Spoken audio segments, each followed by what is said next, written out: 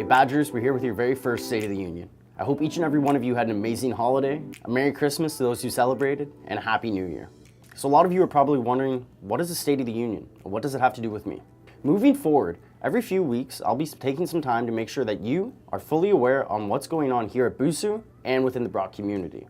Normally, we'd be covering a variety of light topics, but given the current circumstances that we find ourselves in here at Brock, I felt it was important that we make sure our very first State of the Union is dedicated to, of course, what I'm sure all of you are aware of, is the return of Professor David Schimmelpenninck. Firstly, it needs to be made clear that Busu does not approve of this professor returning to campus, nor do we endorse the decision made by a third-party arbitrator that afforded him this opportunity to return to our campus. We support all survivors, and we are also in support of a survivor-centric approach when it comes to dealing with the repercussions of sexual violence and sexual assault. I'm sure many of you have read some of the articles that have been circulating online that have outlined this professor's past behaviors that resulted in him leaving our campus and what should have been his termination. And if you haven't, we'll post some in the link below.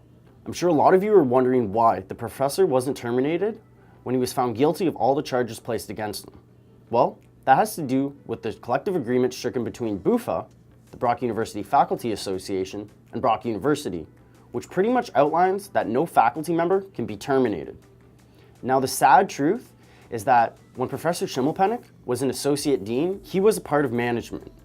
And by removing him from his position and not terminating him when he was an associate dean, he was circulated back into the Faculty Association and given those same protections under the collective agreement. Although we cannot change the collective agreement between BUFA and Brock University, students can be proactive to implement change.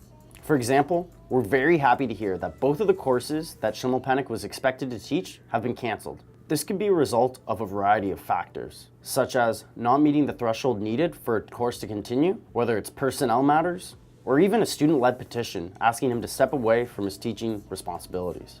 Noting the list of demands that have been circulating online, we at Busu are in full support of the spirit behind these demands and support many of the demands that our students are asking for. As we move forward in a truly difficult time for many, and if not all of our students, it's important that you are fully aware of all the services for support that are offered both here at campus and in the Greater Niagara region for you. We want Brock University to be a safe and inclusive place for all of our students.